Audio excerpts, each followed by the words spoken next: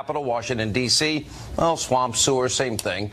Now, we are following three major breaking stories tonight. Massive new developments in the Clinton bought and paid for and phony fake news Russian propaganda dossier that was used by the Obama administration to spy on members of the Trump campaign. Ed Henry reporting at this hour that House Intelligence Chairman Devin Nunes, he told his Republican colleagues this week in two closed-door meetings that he has seen evidence of abuse of government surveillance programs by the FBI and by the Department of Justice and their officials. Plus, the president is accusing FBI agent Peter Strzok of treason over anti-Trump text messages that he sent to his FBI lawyer mistress, Lisa Page.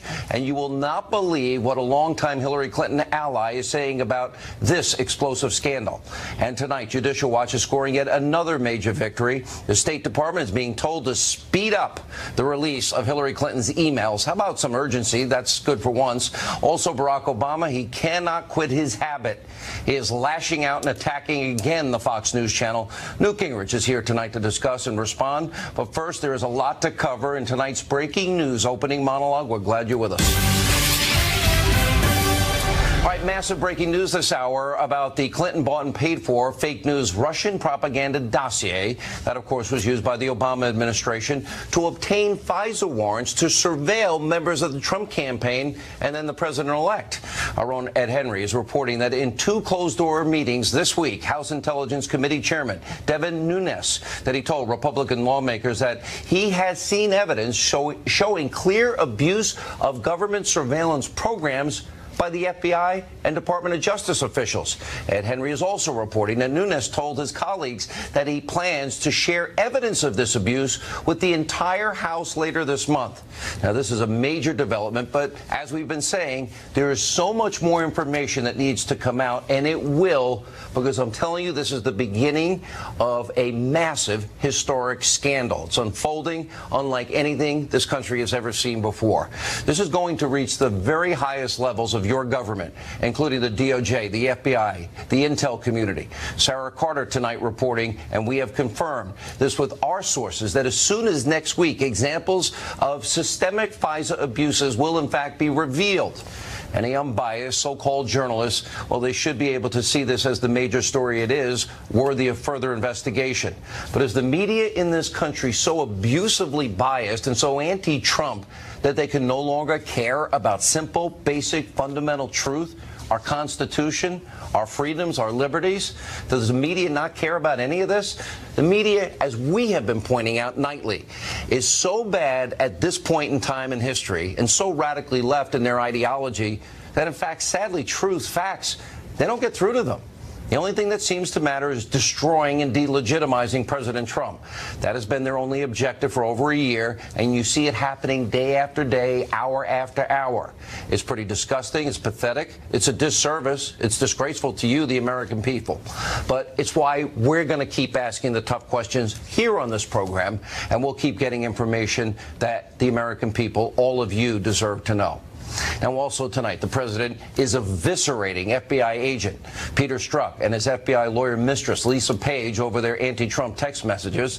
Now, the president is telling the Wall Street Journal, quote, a man is tweeting to his lover that if she loses, we'll essentially go back to the insurance policy, which is they lose, we'll go to phase 2, and we'll get this guy out of office. I mean, this is the FBI we're talking about. I think that is, that is treason.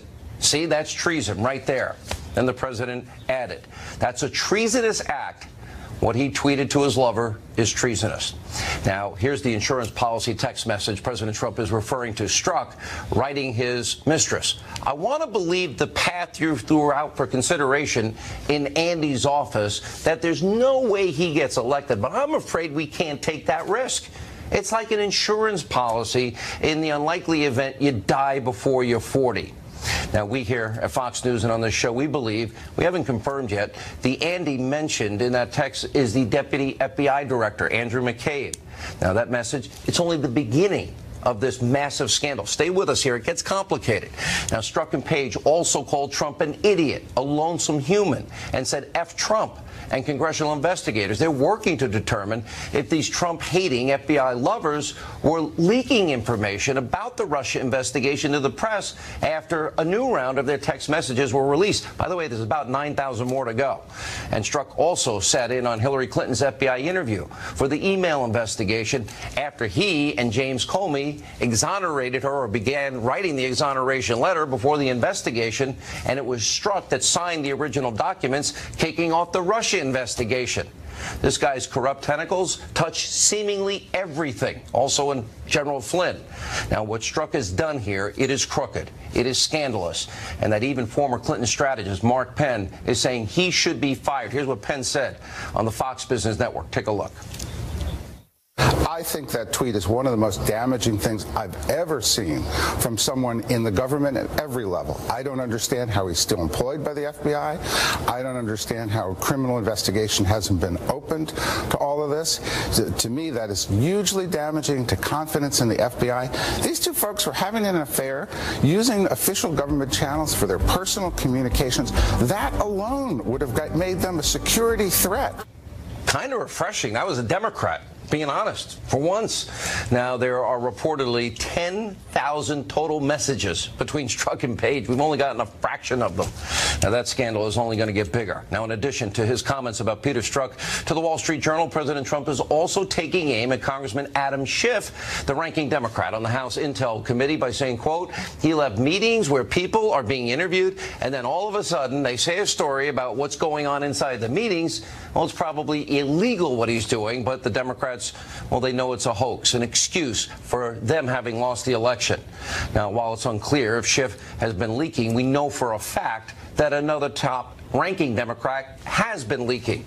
President Trump is continuing to slam who he's now calling sneaky Senator Dianne Feinstein because she unilaterally released the Fusion GPS testimony before Congress, and Trump tweeted, Democrat Dianne Feinstein should never have released secret committee testimony to the public without authorization.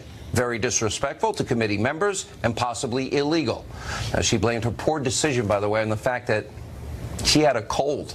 I bet in school the dog ate her homework. And while Feinstein's actions are threatening to disrupt the Senate's investigation, releasing the transcript actually provided some very revealing information about Fusion GPS and their founder, Glenn Simpson. Simpson actually testified he never even bothered to verify with the former British spy, Christopher Steele, had actually put in the Russian-sourced phony dossier. He also admitted that he was against Trump during the election. So clearly Simpson was more than happy to take over $10 million from Hillary Clinton and the DNC that she's running and put this dossier together that they then tried to use to influence the American people. Oh, Russian propaganda to influence an election, bought and paid for by Hillary. And then a FISA warrant. And finally tonight, Judicial Watch, they're scoring another major legal victory. A federal judge is now ordering the State Department to ramp up the release of Hillary Clinton's email from her time as Secretary of State. And according to Judicial Watch, the FBI discovered 72,000 pages of documents last year that Clinton either tried to delete or did not disclose. You cannot make this stuff up. If I wrote the most obscene spy novel, you couldn't make this up. The author of Trumped Up, How Criminalization of Political Differences Endangers Democracy. Harvard constitutional law professor Alan Dershowitz, Fox News contributor Sarah Carter, Judicial Watch president Tom Fitton. Sarah, because you have been on the forefront this week, we now know that the dossier, bought and paid for by Hillary with salacious lies, was used to get a FISA warrant against. Well, yes, we now know that it was either in part used or it was a significant part of the FBI being able to get the warrant to spy on Trump and people within his campaign. But, Sean, when you're looking at the dossier, and I think actually leaking Glenn Simpson's testimony actually backfired on the Democrats. I mean, it really did. You look at that testimony, you see to yourself, first, Glenn Simpson said there was a source inside the Trump campaign. That's proven to be false. Now, what people have corrected that version of it and said, well, no, he was just talking about George Papadopoulos in London. Then you find out that Glenn Simpson wouldn't answer any questions as to whether he was pushing this dossier to the media. He kept stepping back. He wouldn't answer it. Then we find out he didn't even verify the information in the dossier. And when you look at all of this, knowing that the Hillary Clinton campaign and the DNC actually paid for this dossier, and that the dossier itself could have been part of a ginormous, a huge disinformation came by the Russians. I mean, it's clearly there's a problem. Professor, let me go to you. You make some really good points as it relates to the partisan aspect of all this. Now, I'm a conservative. I'm a proud conservative. I don't hide any of that. But we learned a lot that the fix was in. I want to use this analogy, that the fix was in. Poor Bernie Sanders and his supporters, they had no shot at all whatsoever. And even Donna Brazile admits that. Then you have Comey and Strzok. I don't believe I've ever heard of a case where you write exoneration letters months before you interview the people involved in an investigation. They didn't do the investigation, but they're writing an exoneration. Then it seems with the Russian dossier that they're trying to put the fix in there by using bought and paid for Russian propaganda, we now learn. And then you take it a step further, and that information was put before a FISA court and a warrant issued. As a constitutional scholar, I hope you are as afraid as I am about these issues, about the corrupt nature of all of this, and our constitutional rights in jeopardy here. I am very much worried about that. That's why I called for, right from the beginning, an impartial, nonpartisan commission of inquiry to look into every aspect of the last election, every aspect. What the Russians try to do in terms of the Democrats, what the Russians try to do in terms of the Republicans. This is a bipartisan issue. Every American suffers when the Russians in any way try to influence the election. Look, I don't think the Russians try to influence the election necessarily in favor of one candidate or the other. I think they try to influence the election in terms of destabilizing the American political system. And that's why having partisan inquiries by congressional committees doesn't work. That's why having a special counsel who operates behind closed doors doesn't work. We need an open investigation commission. This is too important to all Americans to leave to any kind of partisan advantage. Let me follow up with the dossier. It was partisan, bought and paid for. Remember, Christopher Steele didn't come on board with Fusion until Hillary and the DNC were paying for it. But that dossier used to obtain, at least in part, maybe significantly, as Sarah's reporting, to get a FISA warrant on a opposition candidate and a president-elect. Seems like a Fourth Amendment crisis here in many ways. Well, I think it would be a Fourth Amendment violation if the material in the FISA warrant were known to be false. Now, under a case called Franks versus Maryland, it's not enough under the Fourth Amendment for it to be wrong. It has to be known to be wrong. And so, again, this should be looked into. Every fact should be investigated. Nobody should be afraid of the truth. Let the truth come out. Let the American public decide. But can I say one more thing? I have to tell you just one more thing. I know it's not on topic, but, you know, as the grandchild of American immigrants who came from a very, very poor country in Europe, I hope the president will apologize for whatever he said that demeans immigrants. The Statue of Liberty says, give us your poor, your hungry, people yearning to be free. We are a country of immigrants, and I just hope we can elevate the discussion about immigration and try not to insult people from any part of the world. And the president can do a great service if he just comes forward and says, he did admit today that he used tough language, but he denied what Durbin, we're going to get into this later in the show, but he denied what Durbin said. Sonny Perdue and another senator in the room said they didn't hear it, but doesn't mean it wasn't said. We're going to get to that. Much matter. It doesn't matter. It doesn't much matter what words he used. I think the thrust was a thrust against certain countries, and we just can't have that kind of attitude. It makes us look very bad in the world, and it really undercuts what our Statue of Liberty has long stood for. Sarah, I am, before I get to Tom, I'm not trying to keep you out of your time, but I want to just follow up on something that Professor Dershowitz was saying. I have one source, I don't have two, that actually told me that there was one confirmation as it relates to the dossier, and I was given a name, and it happens to be somebody that is a corrupt individual inside the Clinton circles, and you know, I can tell by your face, you know exactly what I'm talking about. I know exactly who you're talking about, and if that does come to fruition if we find out. Then the court may have been lied to. Then the court may have been lied to, and then what Alan Dershowitz said would definitely take significance. Agreed. Tom, tell us what the Judicial Watch is doing. Well, I think there's going to be, as Sarah's indicating, a tsunami of information coming out on all of these scandals. We have the court ruling that the Clinton emails need to be released more quickly, so we're going to get all these Clinton emails that she tried to hide or delete. These were the ones deleted, and we haven't seen any of them yet. Yeah, that looks like they may all be about yoga, wedding, a funeral, and or as we found on Bill, who doesn't email. Or we found on the Wiener laptop classified information and pay to play, which I guarantee is going to be coming out. And then we had the court just yesterday talk about how he wants the Comey memos because he wants to review the Comey memos, which are the genesis of the Mueller operation. There would be no Mueller special prosecutor but for the leaking of Comey to the New York Times on one specific memo. So that material may be coming out. It's all building, and there are text messages that are coming out. And as Ed's talking about, now we're going to find out more details about the FISA or the intelligence surveillance abuses. Now, my concern is that why are we waiting to find out about them after the reauthorization occurs? I would suggest we find out about the abuses before they reauthorize this for another 6 years. This is such a good point because Devin Nunes, I'll let you report on this, but... Well, yeah, no, I mean, of course, yeah, Devin Nunes is going to, after they rule on the FISA Act, which probably is going to pass, is going to disclose what actually these extensive abuses... Extensive abuse. Yeah, in the Department of Justice and with the FBI. And I got to tell you this is coming from people within the intelligence community. This system has been abused. It has been abused viciously. And we know from what we've seen, right? We know from what we've seen that there needs to be an investigation. But let's do it before. Let's do it. Let me quote for the professor. Professor Dershowitz, what Devin Nunes is saying, that there is clear evidence of massive abuse of government surveillance by the FBI and Department of Justice officials. I'm a civil libertarian first and foremost, sir.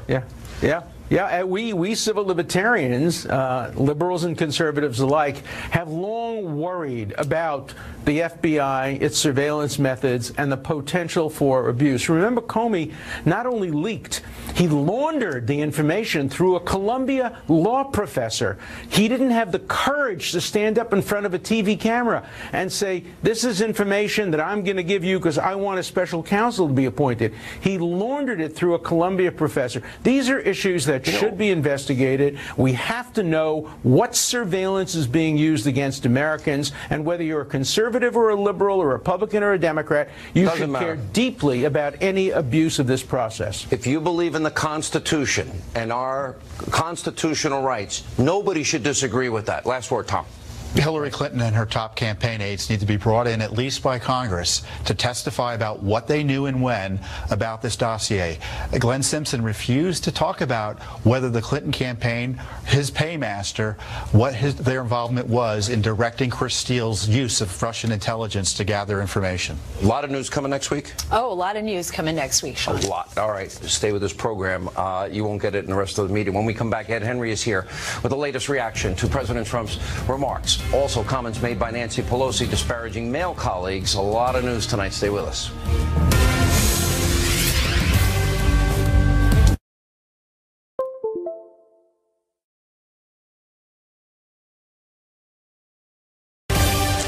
So there is a lot of drama right here in Washington, D.C., the sewer, the swamp over comments that President Trump made on immigration reform. And also there's controversy surrounding remarks made by Nancy Pelosi that the media, well, they won't talk about that. Here with some insight into all of this, Fox News chief national correspondent. Good to see you, Ed Henry. Good to see you, Sean. And Republican Senator Tim Scott is saying that his South Carolina colleague who was in the room with the president, Lindsey Graham, told him that President Trump said some version of what has been reported about that blank hole comment related to immigration. Last night when this broke and I came on your show, White House aides were not denying it was said. But two other Republicans today who were in that meeting, Senators Perdue and Cotton, said they do not recall the conversation playing out that way. And the president himself, who knows what he said or didn't say, tweeted, quote, "The language used by me at the DACA meeting was tough, but this was not the language used. What was really tough was the outlandish proposal made, a big setback for DACA. He added, never said anything derogatory about Haitians other than Haiti is obviously a very poor and troubled country, never said, quote, take them out, made up by Dems. I have a wonderful relationship with Haitians, probably should record future meetings. Unfortunately, no trust. Now, as the president held an event at the White House today to commemorate Dr. Martin Luther King Jr. Day, various pundits and anchors at places like CNN flat out called him racist, while various officials inside foreign governments, ranging from Haiti to South Africa, also attacked the president. But that may play right into what White House officials told us last night, that the president's more concerned about border security here at home and protecting Americans than what foreign governments have to say about his policies. The bigger question for the president's agenda is whether this episode makes it even harder for him to accomplish the already tough battle of getting the wall along the southern border included as part of the deal on DACA. As Republican Speaker Paul Ryan today said these comments were unhelpful, and Senator Dick Durbin, a key leader in terms of rounding up Democratic votes, flatly claimed the president said it. Whether you're coming from Haiti, we've got great friends from Africa in Janesville who are doctors who are just incredible citizens. And I just think it's important that we celebrate that. And then he went on and we started to describe the immigration from Africa that was being protected in this bipartisan measure. That's when he used these vile and vulgar comments. Durbin and other Democrats not expressing much outrage, though, about controversial comments about immigration from House Democratic leader Nancy Pelosi. She said the immigration talks are led by, quote, 5 white guys, which sounds like the Five Guys fast food chain. The 5 white guys, I call them, you know. I said, you going to open a hamburger stand next or what? Well, one of those white guys is Pelosi's number 2 in the Democratic leadership, Congressman Steny Hoyer. He rebuked her. He said it was offensive, a sign this already volatile debate is getting inflamed, Sean. All right, Ed Henry, thanks so much. You're gonna stay with us. We also bring in former White House press secretary and Fox News contributor Ari Fleischer. Ari, you were commenting on this last night, and I'm just asking, as an irredeemable, deplorable human being that clings to God's, my Bible, I believe in the Second Amendment, and my religion. A lot of things are said in politics, but what do you make of the conflicting views? Where do you come down on it? Well, here's where I come down, Sean. I believe in addition. I believe in being inclusive. I believe in welcoming people to this country and that we should get the votes of Hispanics, African Americans. It doesn't matter who you are, because our ideas are the best and we can help lift people up. But if you're a Hispanic, if you're African American, you hear the president talk like that, you wonder if he cares about you. And that's the problem with words like that from the president. He might be speaking, from the gut, the kinds of things people say privately. He lets it rip on occasion, and sometimes it's helping him to be politically incorrect. Other times it pushes people away, and I can understand that. That's why I've said that what the president did I thought was hurtful. I wish he hadn't said it, Sean. I said that yesterday. I still think that tonight. As you were saying in your report that he admits he used tough language. Let me move on, because this really all comes down to the immigration debate. It seems like chain migration will end as part of this. It seems inarticulate, not whoever said what. Well, we'll let the Washington people figure it all out. But he's talking about a merit-based system, from what I understood. The way I understood it. At least the debate is shifting that way. The wall seems non-negotiable for the president, and DACA seems to be a part of the deal if the wall is included. Yes, but I mean, one of the problems with the negotiations that the president referred to in his tweet is that this started out, how do you define DACA? It started out as the children of illegal immigrants brought here through no fault of their own should stay here. The current state of negotiations has changed. It's those children plus their parents who came over here illegally and knowingly so, not the infants, not the kids. They will get some sort of legal status as well. To be clear, they're not going to become citizens overnight. This is not an amnesty per se. However, they will get some legal status. That's not where this started, Sean, and that's going to upset the president and others who support him. Ari, I make this point often. You always get the spending increases, you never get the tax cut. You can go back to '86 and the Reagan deal. You always get the consideration, the amnesty. You never get the wall built. And interestingly, and I played it the last couple of nights, all the Democrats sounded like Donald Trump only 5 years ago. Yeah. What's different now is that you have Donald Trump running the government for at least the next 3 years. So if Congress does appropriate funds for the wall will be built. you'd have to believe that Donald Trump won't build the wall if he's given the funds. So that's the key. So he's got to be given, this is important. The money's there. The rest is up to Donald Trump and his administration. He's got to be given the money as part of any deal, or he's making a mistake. And I would think, show me the money, to quote a famous film. And look, and you know I'm a for immigration reform Republican. I 100% agree with what you just said.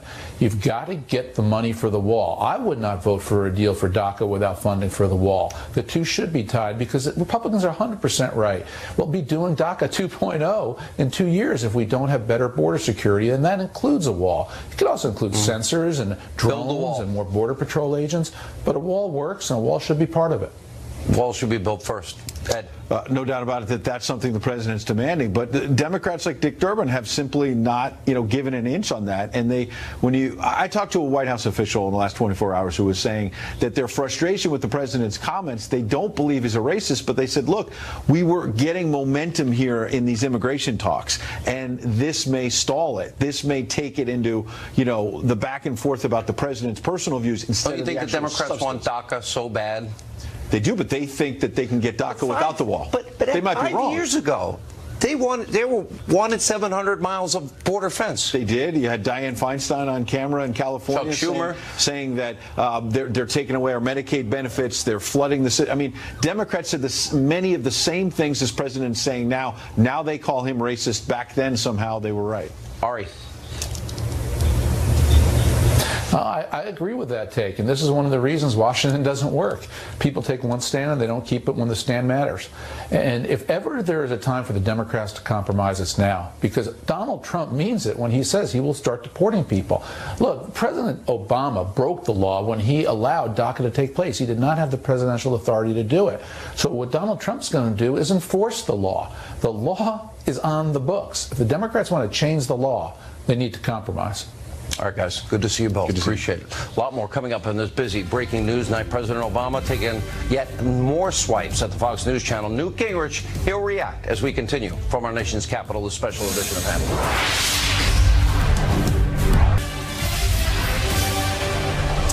All right, well, yes, he's at it again. President Obama, he's been out of office almost a year, but in an interview on David Letterman's new Netflix show, the former president, he can't get over it. Again, taking swipes at Fox News. Watch this. What the Russians exploited, but it was already here, is we are operating in completely different information universes. If you watch Fox News, you are living on a different planet than you are if you listen to NPR. He's still kind of stuck there. Let's take a walk down memory lane. This is not the first time Obama's taken shots at Fox News or yours truly. You may remember some of this. I'll put Mr. Burgess up against Sean Hannity. He'll tear him up. I mean, look, is Sean Hannity suddenly going to get on the airwaves and say, I was wrong about this Obama guy. He's my man.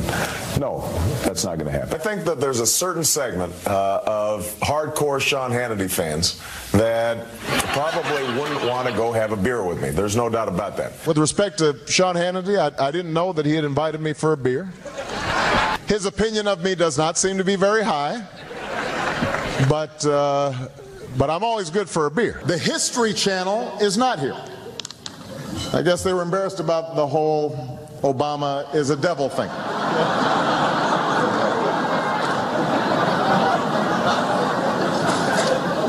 Of course, that never kept Fox News from showing up. Good, affordable health care might seem like a fanged threat to the freedom of the American people on Fox News. It turns out it's working pretty well in the real world.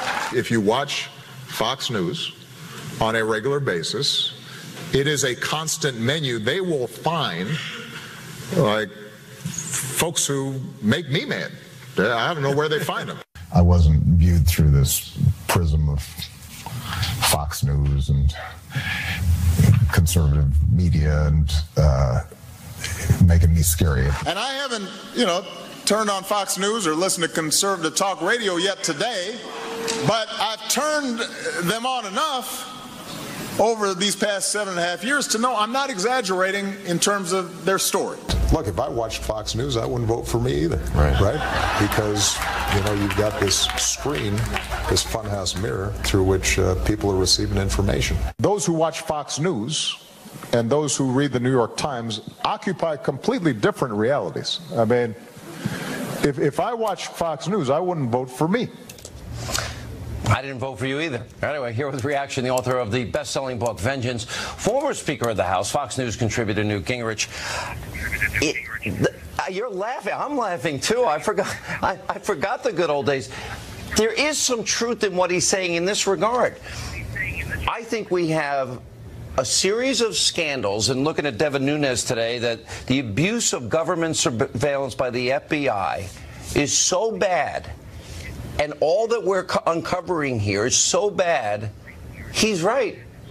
The mainstream media, you know, they want to destroy Trump, and they loved him. It's that simple. Look, you and I know each other a long time, so I'm going to spend some of your money. Why don't you offer $100,000 to create the Barack Obama Fox News Sean Hannity Scholarship, if he will come on the show with you? That is Done. Such a funny, look, that's such a funny segment. Well, I'm just telling you, I listened to it and I thought to myself, this guy is so whacked. And he doesn't, today, I mean, he still doesn't get it. It's just, doesn't. And then I'll never get it. Look, many, many years from now, in a nursing home or a nice retirement community, Barack Obama will be still living in a fantasy life. He'll think that Iran really wanted to have a deal. He'll think that high taxes really work. He'll think that welfare is a good deal. I mean, what you just put together is, as I think, funny a statement of who Barack Obama is as I've ever seen. And it captures this sense of being out of touch with reality. Let's talk about the media in this sense. They've spent a year, Mr. Speaker. There's no evidence of Trump-Russia collusion. We played the montage of Democrats saying there's no evidence of collusion. And yet we do have evidence of unbelievable instance of abusing the weapons of intelligence and surveilling, unmasking, and leaking raw intelligence. We know that the fix was in with Hillary and Bernie. We know that the fix was in Comey and Strzok, rigged. They had an exoneration before even an investigation. We know that Hillary paid for a dossier full of Russian propaganda. We know that dossier now was used to get FISA warrants to spy on an opposition candidate and a president-elect and his team. And I'm not even talking about Uranium One or Debbie Wasserman Schultz. There are two realities here. And the media has chosen a reality of partisanship and conspiracy theories. Either that or I'm wrong. But they didn't think Trump could win, and people like you and me were right. Look, what you have to understand, and I'm actually working on a book called Trump's America, trying to explain this, because it is so unbelievably hard to understand if you're a normal person.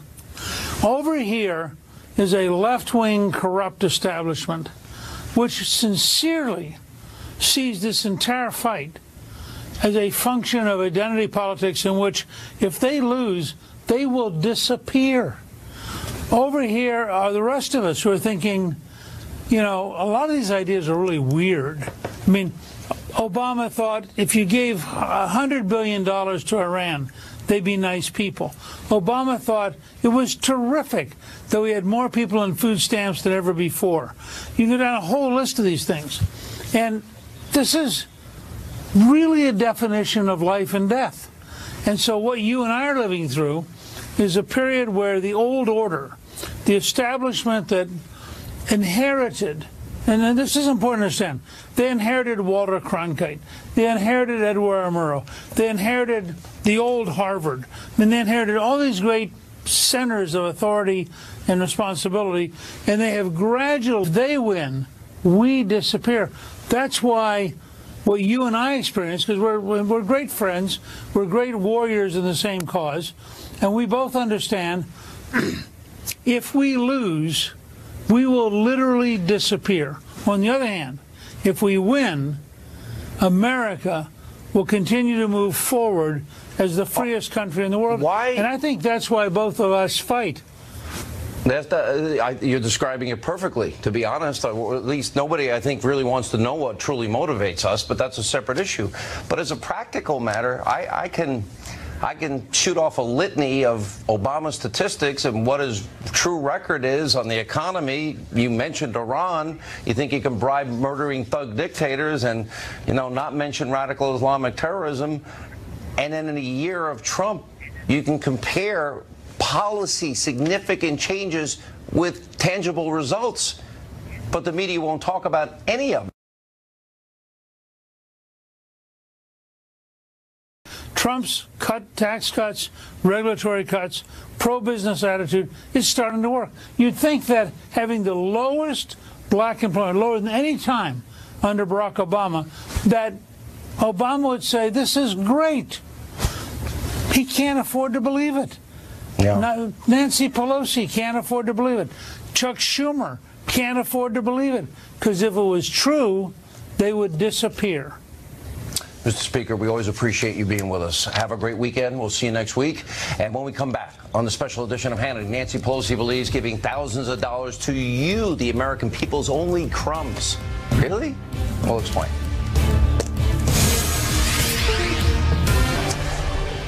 All right, in December, under President Trump's leadership, a sweeping new tax reform bill was passed, and the American economy is now booming. Stock market again at an all-time high, and just yesterday, Walmart announced that many of its employees are going to receive a $1,000 bonus, making Walmart the latest American company to give bonuses to its employees in the wake of the tax reform bill. But Democratic House Minority Leader Nancy Pelosi wants you to know that these bonuses amount to little more than crumbs. Watch this. In terms of the bonus that corporate America received versus the crumbs that they are giving to workers to kind of put the schmooze on is so pathetic. It's so pathetic. Really? $1,000? I'll take $1,000. Now, this arrogant dismissal of the surging economy is nothing new for Democrats, and liberal lawmakers have been spreading the doom and gloom message about Trump's economic strategy for months, but they've been wrong. Watch this. Under this plan, the wealthiest Americans and wealthiest corporations make out like bandits, while middle-class Americans are left holding the bag. This is Armageddon. This is a very big deal because you know why? There's really a very hard way to come back from this. They're going to explode the debt. They're going to raise taxes on hardworking families. Because the federal treasury is being looted tonight in order to give tax breaks to billionaires and to large profitable corporations. They're going to cut programs for the elderly, the children, the working families of this country, and the poor. Yes, they want to poison the air, water, and kill children. Here with reaction, White House Senior Advisor for Strategic Communication, Mercedes Schlapp. Obama was the only president in history that never reached 3% GDP. We had 13 million more Americans on food stamps, 8 million more in poverty, lowest labor participation since the 70s, the worst recovery since the 40s, lowest home ownership rate since in 51 years, and he doubled the debt. Really?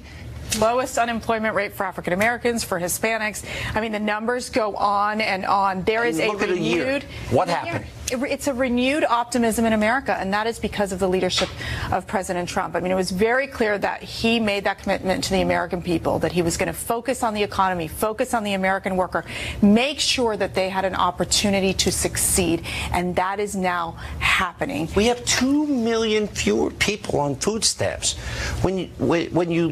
Everything's broken down by demographics. Right. African Americans are doing better in the last year than they did Under how many years under Obama? Right. The same with the economy, same with consumer confidence, same with home ownership rates. I mean, and let's just look at Nancy Pelosi. I call her Negative Nancy, and the demoralizing Democrats. You've been in the White House how many weeks? Now you got a nickname for everybody? Well, I have a great mentor, the president. But clearly, the Negative Nancy here, I mean, she's calling this like, these are crumbs, $1,000. I mean, for American and how rich is families, Negative Nancy? Well, it just shows how out of touch Negative Nancy is from the American people. Wait, didn't we pay for her Gulfstream to go to San Francisco and back when she was Speaker?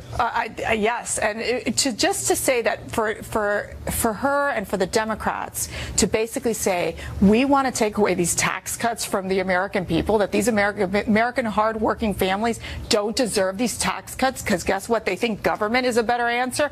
That is not what President Trump did. He stood away from that and basically said, no. So I'm the first standing week with of the American February, people. That's what he's done. And even CBS, I don't know if you saw when they got 3 American families. Yes. They're all getting a significant tax cut. We played that. So starting in the first week of February, people will see more money in their paychecks. That's right. The Department of Treasury just announced the withholding tables, and it clearly shows the benefits that you're going to see 90% of Americans who are going to benefit from this tax cut. By the way, I'm not one of them. I live in New York, a high-tax state. But you know, you have the average family making $75,000. They'll get a tax cut of about $4,000. It's doubling the standard deduction. It's about the child tax credit. This is about a tax cut law that helps American families. And this is what is American greatness in terms of the economy. That is what the president promised, and the president has delivered on the economy. And it's very clear that he's focused on making sure that American hardworking families you like your new job? Their money. I do. I'm very honored to be working with the president. We miss you here, but you'll come back, I hope. Yes. All right, we have a lot more Hannity, including more great calls from the Hannity hotline. Earlier this week, it said, every time I open my mouth, I kill a kitten. Straight ahead. With 8. All right, as we continue on Hannity, the Hannity hotline overflowing with messages. Let's get right to it. Take a listen. I think you should be in jail. I wish I would lay off of my morning Joe. I need a good laugh in the morning. If y'all keep on criticizing him, it's going to be hard to get up and face the day if I don't have a good laugh. Would you shut up and let your guests finish their point? Good evening. You were horrible, okay? You were just the worst person on television, all right? You got to stop lying. Well, some people drinking when they made those calls. I'm like, really? Do I deserve that much hate? Somebody said earlier this week, every time I open my mouth, I kill a kitten. Anyway, we still want to hear from you. Call that number, 877-225-8587. All right, we're out of time. That's all the time we have left this evening. Let out your heartbeat.